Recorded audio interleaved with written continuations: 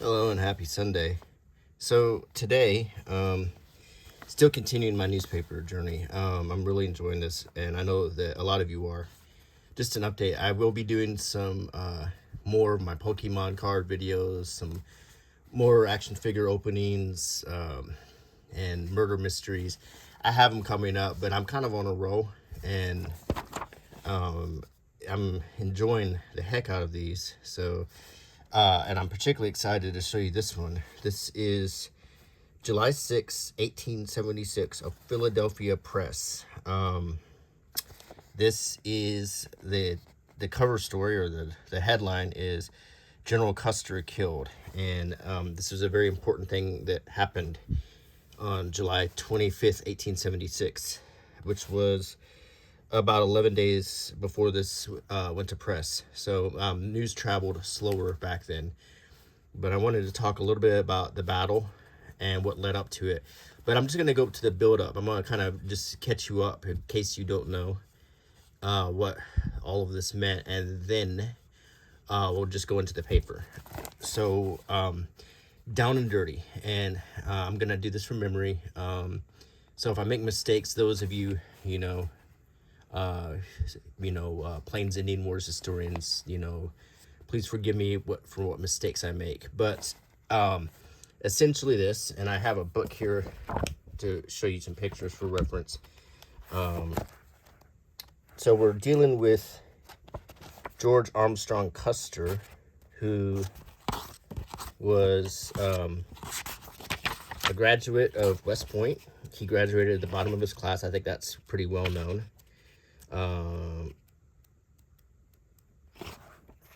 There's a picture of him later in life. He fought through the Civil War. Despite his poor performance at West Point, he ascended to the brevet rank of, I think he was a major general, the highest rank he made during the Civil War. That's him in a uniform with major general epaulets. This was a brevet rank. And what that meant is for the duration of the war, he would hold that rank. But when the war ended, he would revert back to his highest commission rank, and that was lieutenant colonel, I think.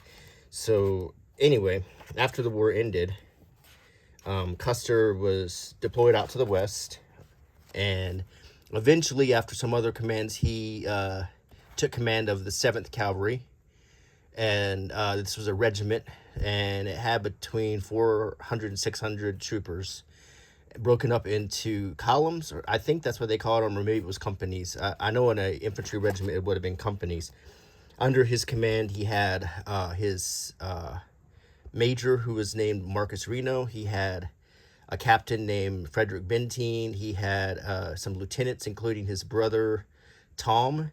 He had W.W. Cook and some others, and he had his, also along as an observer was Boston Custer. So another one of his brothers. So a whole family was there, and also his brother-in-law was there. So what happened is they were starting an offensive to drive or contain the Native Americans who were in the area of the Black Hills, from South Dakota and around Montana, and there was the fear that the hostile Native Americans would attack American settlers and gold panners in that area. So Custer started an expedition under the overall command of General Alfred Terry, and Custer split his command between Benteen, Reno, and himself. So he had 3 columns going in different directions, which was not a smart thing. However, he was advised by the Indian agents, as they were called, that there were roughly 800 Native American warriors, but in reality there were more like 1,100. Each one of his columns had 200 men and some change. Benteen's unit held off attacks. Reno's was immersed into an attack and retreated, and Custer fought against an attack and was surrounded and completely annihilated. So about 270 troopers were killed, all of Custer's command. So here we are with that knowledge. And here's the article that appeared on July 5th. Okay. The special correspondent of the Helena, Montana Herald writes from Stillwater, Montana, July 2nd. Muggins Taylor, a scout for General Gibbons, got here last night direct from Little Bighorn River. General Custer found the Indian camp and 1,000 lodges of the Little Bighorn and immediately attacked the camp. Custer took 5 companies and charged the thickest portion. I might have gotten my cohorts wrong then. So he broke it into 3 columns, and I'm not sure how many companies are in a column, but some of you Civil War historians can help me with that. Nothing is known of the separations of this detachment, only as they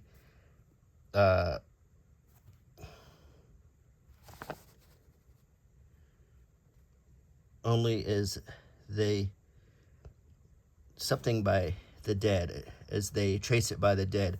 Major Reno commanded the other 7 companies and attacked the lower portion of the camp. The Indians poured in a murderous fire from all directions. Besides, the greater portion fought on horseback. Custer, his 2 brothers, a nephew, and a brother-in-law were all killed. So I believe Boston was his nephew, not his brother. No. Boston... It was, okay, his Tom Custer was his brother who died with him, Medal of Honor awardee, and I think Boston was, in fact, another brother, and I guess he had a cousin too, or nephew, and his brother-in-law. Not one man of his detachment escaped. 207 men were buried in one place, and the killed were estimated at 200, with only 31 wounded, which meant this was a quick onslaught. This was like an annihilation. There was a higher kill ratio than wounded, which is unusual for a battle, unless it's a quick annihilation. The Indians surrounded Reno's command and held them one day in the hills, cut off from water, until Gibbons' command came in sight. When they broke camp in the night and left, the 7th Cavalry fought like tigers, and they were overcome by mere brute force. The Indian loss cannot be estimated, as they tore off and cached most of their killed. The remnant of the 7th Cavalry and Gibbons' command are returning to the mouth of the Little Bighorn, where the steamboat lies. The Indians got all the arms of the killed soldiers. There were 17 commissioned officers killed. The whole Custer family died at the head of their column. The exact loss is not known, as both adjutants and sergeant major were killed. The Indian camp was from 3 to 4 miles long and was 20 miles up the Little Bighorn from the mouth. The Indians actually pulled the men off their horses in some instances. This is given as Taylor said it. The above is confirmed by other letters which say that Custer met fearful disaster. There's another account right here.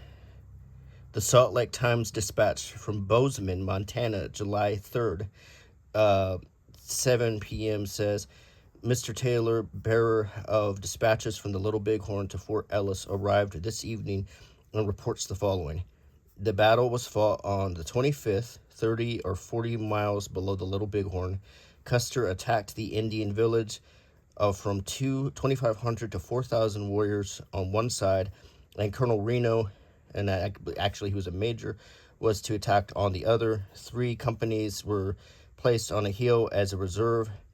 That was probably Benteen's. General Custer and 15 officers and every man belonging to the 5 companies were killed. Colonel Reno retreated under protection of the reserve. The whole number killed was 315. General Gibbon joined Reno. The Indians left the battleground, which looked like a slaughter pen, as it really was, being in a narrow ravine. The dead were much mutilated. The situation now looks serious. General Terry arrived at Gibbons' camp on a steamboat and crossed the command over and accompanied it to join Custer, who knew it was coming before the night occurred. Lieutenant Crittenden, son of General Crittenden, was among the killed. And then we have news from the Red Cloud Agency, a letter from General Van Dever giving a true picture of the situation.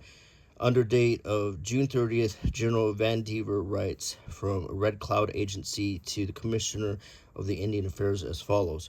Unless you visit in person and witness the number of Indians in daily attendance at the agency, it would be difficult for you to conceive the little dependence that is to be placed on the reports that are constantly being forwarded to Washington in regard to the wholesale departure of the Indians. Fort Laramie is nearly 19 miles distant from the agency, and yet they affect to know over there more about the affairs of the Indians here than the agent or anybody else. So basically what we're getting at here is they're trying to explain why this happened because of bad intel. To make a long story short, that they had the impression there were many less warriors. Custer felt comfortable splitting his command. He decided not to take along extra packs or Gatling guns, but he did send an order to send packs up, more ammunition and supplies, but it was too late at that point. The Gatling guns were never even brought. They didn't have sabers, although I don't think that would have done much good, but it might have given them something to fight with after their bullets ran out. However, I think the battle was very quick. At least the particular battle that claimed Custer's command. So basically, this was called Custer's Last Stand, and off and on throughout history, it's been reevaluated. So at the time of this printing, it was considered a national tragedy. Around the 1970s, people started looking at it from the point of view of the Native Americans, saying it was their last stand, because after that, basically, that was it. That was the last big stand they had before the capitulation all over. It's been evaluated back and forth, and it gets reevaluated every year by historians depending on the political climate. The fact of the matter was, Custer himself has been described as, from everything I have a history degree. I don't study Plains Indian Wars, so that's why I probably have a lot of mistakes in my account. But I know the basics of it. Any history student would know the basics. And the thing is, I've heard Custer described as everything from a butcher, a murderer, to, believe it or not, a person who was some of you may not believe this, but many people described him as an activist for Native American rights. Some of the things he wrote reinforced that he didn't even want to engage in combat at the Little Bighorn. He was looking for a containment mission. The thing is, Custer was a complicated man, and I think some people said he had aspirations for politics. Other people, have described him in all kinds of ways, and I don't know if anyone has ever nailed down the true man himself. I think he was an officer who was probably very overconfident. He had never been shot during the Civil War. He'd never been wounded. He had distinguished himself, and he might have gotten a bit of a complex of immortality from his stellar performance during the Civil War. So there's a lot of things. He might have thought he was immortal at the end, or maybe not. It just depends. I'm not the kind of person, when I look at any incident in history, I rarely take any hard political positions. I found the reason for that is they will change on you, and in a dime. By the time you graduate, the history, the attitude of history will change again. I always try to look at the gray, and gray wise, this was a much bigger picture, and Custer Sitting Bull and Crazy Horse were pawns in a much bigger picture about power that was being waged by people who never put on a uniform. And that's the way most of these things work. I was in the military, and I can assure you, when you're in the military, you don't have very much power. So no matter what rank you are, you're still commanded by people who may have other interests at heart. So we're going to continue with the paper now. So we have this news. Take note of the year. July, and look at the date, July 6, 1876. This was 2 days after July 4th, 1876, the centennial of the country.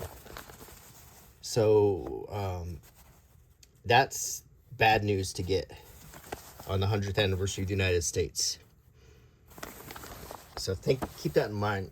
The president at this time was Grant. He was the overall commander during the Civil War. Many people criticized his performance as president, and they said that he tied up his cabinet with opportunists. He might not himself have been as bad, but still, this was not a good thing to happen. So we have some other news. We have some presidential news. We have some political mentions.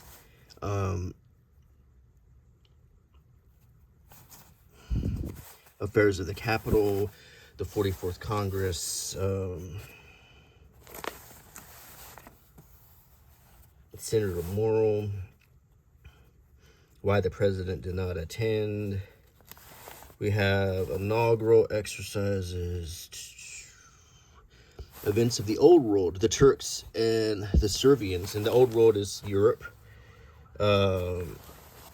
So we had international news there. They said events of the Old World.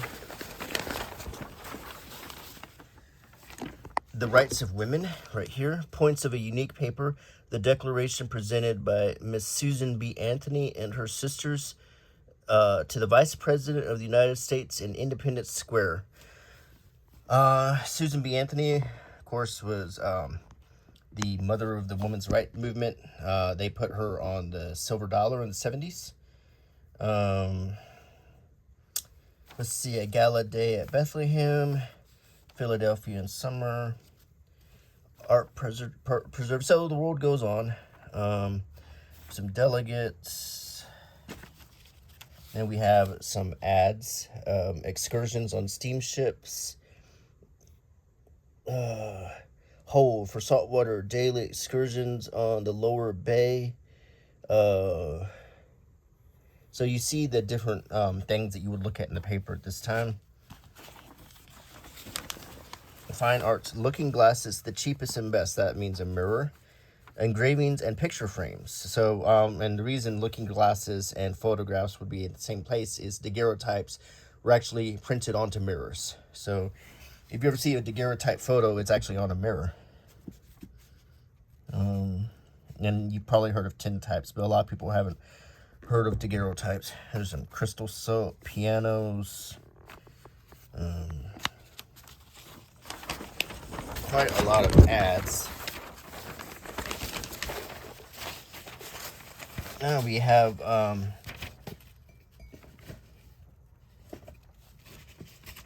Red Star Line cruise ships. You would still see that in some of my other newspaper reviews. You'll still see ads for the Red Star Line. Of course, this is 1876. Here's cruises to Savannah, Georgia. From Philadelphia, they have cruises to the Netherlands, Switzerland, Vaterland,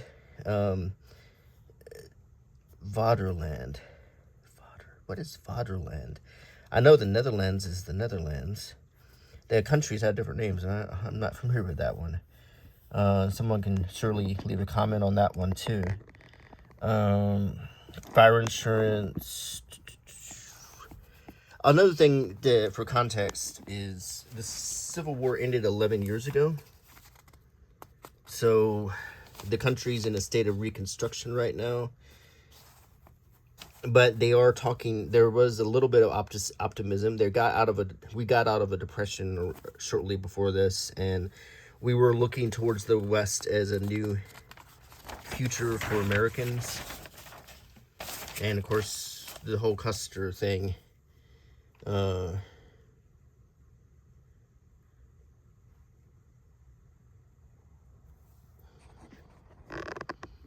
And I think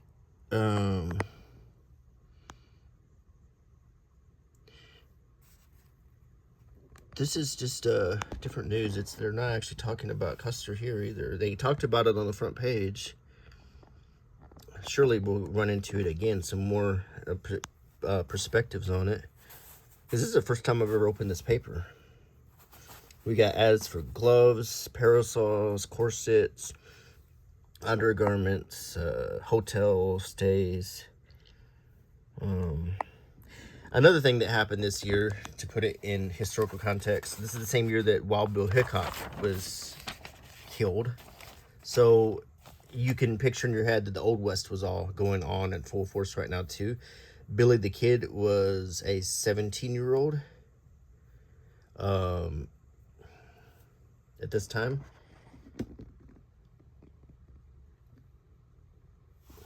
There's a reunion for Civil War veterans right here. Mexican War veterans right here. Shades of Montezuma. Mexican War is 1840s. There was a fire that caused a lot of death. Sudden death of a stranger, a sad case. At about 7 o'clock last evening, a man named Alfred Jones was found dead in bed at the lodging house number 932 Walnut Street. Coroner Goddard was immediately notified, and a preliminary examination showed that though the deceased had been in apparent good health and was in the prime of his life, being between 35 and 40 years of age, he had evidently died in convulsions, probably induced by physical exhaustion and excitement. Several letters found in a satchel proved that Jones was an Englishman and had friends or relatives in Harroway, England. His pocketbook was empty, and although he had only been in his house 3 days, it had been noticed that he was much depressed in spirits. The coroner will make an examination of what few effects are left, and then probably turn the case over to the British consul, who can take little difficulty place him in communication with the friends of the unfortunate stranger. To me, it sounds a bit like he may have taken his own, given up for ghosts, I guess you could say. If he had empty wallets and if he was depressed, that sounds like the effects of a poison. So the sounds like a really sad story. See, I mean, one thing I like about looking at papers is that, you know, you get your top story, you get your story about Custer, but then you see that life is still going on. Sad things, happy things, business is still going on.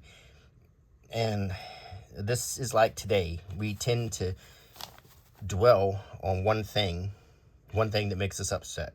For example, there's something in the news that makes you upset. You go on, you get up in the morning, you click on the news, and you get upset about something you read, and you think about it all day, and you think that's the whole world, but it's not. There's a whole wide world.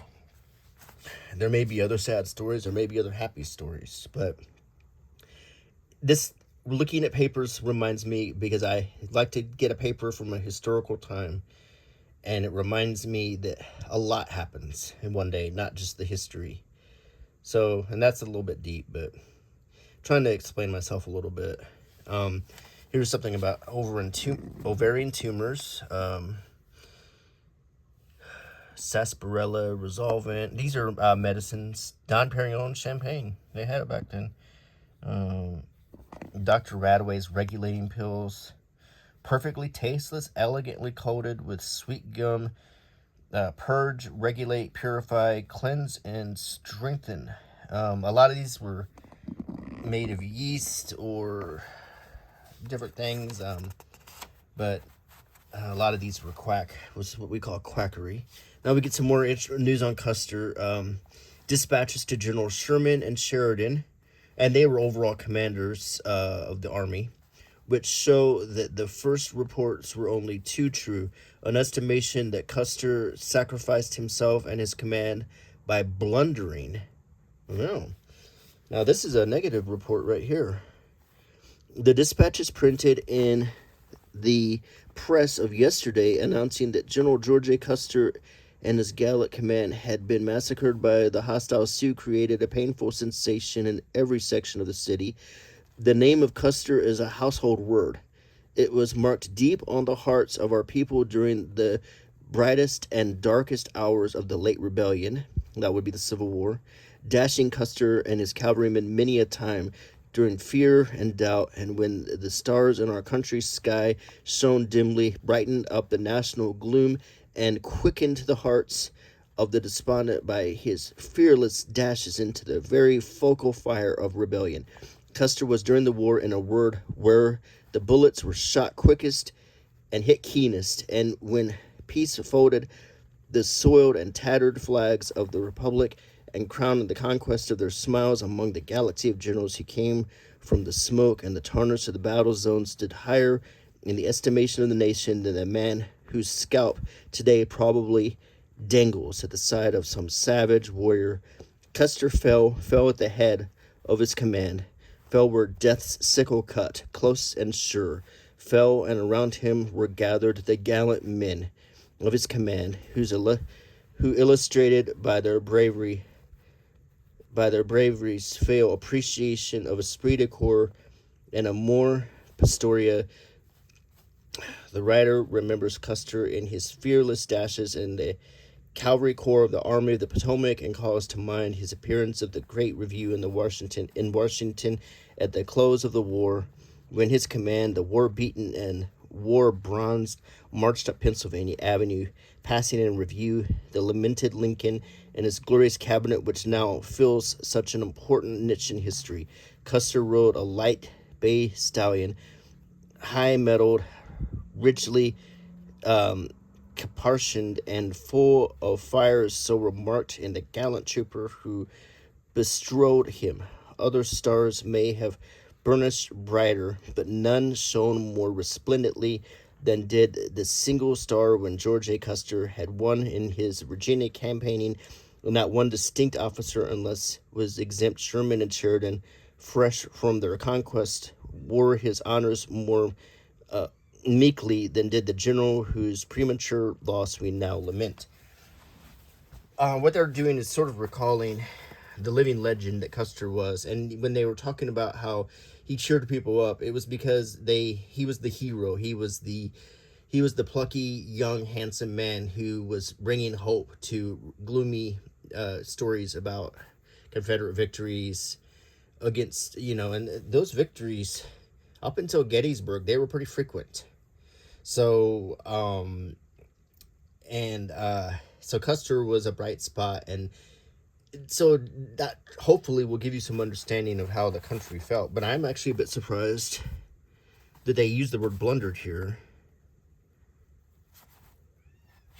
I hear my kitten is running to come in.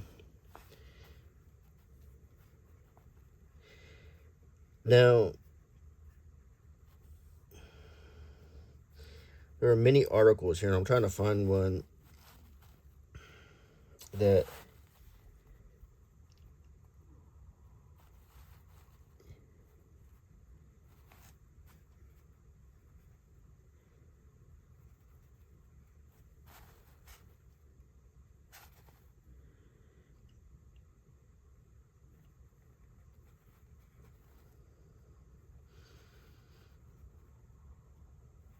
they're basically saying here that, he shouldn't have split his command. I think everyone agrees with that.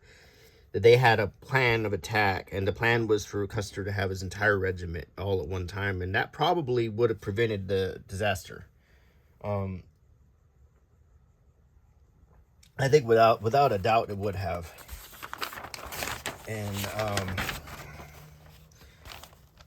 And I think I'm actually surprised that they were already, just so soon after the battle, they're already talking about him blundering.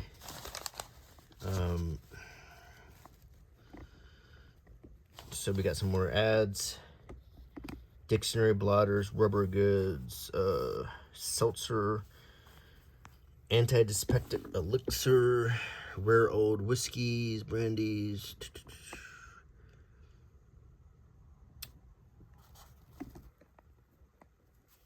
Here is stock exchange reports.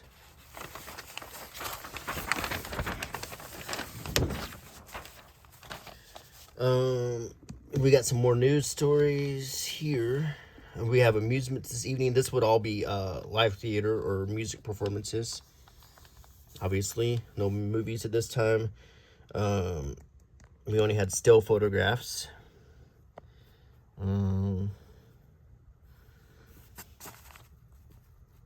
Skeleton sacks. Seersucker. What is a skeleton sack?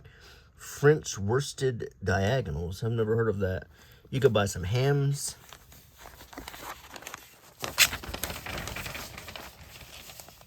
And we get some classified ads.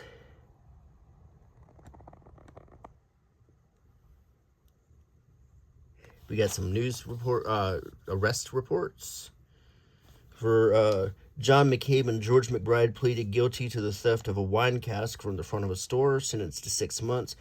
John McCluskey and Samuel Smith entered a plea of guilty to the larceny of a roll of leather from the front of a store, sentenced to 9 months. S. Morgan Woods was acquitted of larceny of $6 from the person of A.C. Golt and defease, alleging that it was a case of mistaken identity.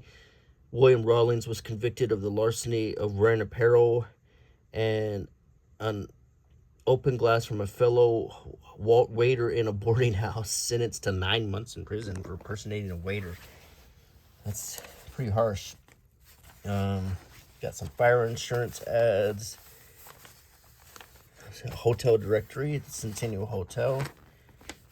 And we have hotel arrivals, just in case you want to know who's coming to town. And on the back, we have yet another ad for the ovarian tumor remedy, sarsaparilla resolvent, regulating pills again, and an ad for the exposition, a gala day at the park. Glorious weather and pleasant breezes induced throngs of visitors to take a trip through the exhibition grounds after viewing the many wonders of industrial art stored within the vast buildings.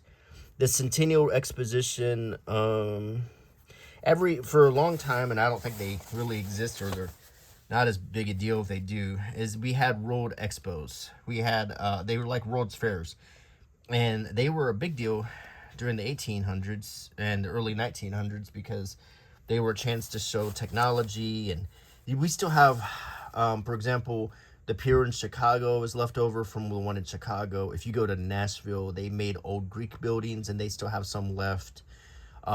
So they added to communities, just like the Olympics added to Atlanta, Georgia. So this hopefully gave you a little glimpse of 1876, of what the world was like a little bit, how they dealt with the loss of a hero, and we saw that there was lots of other news and ads in the paper.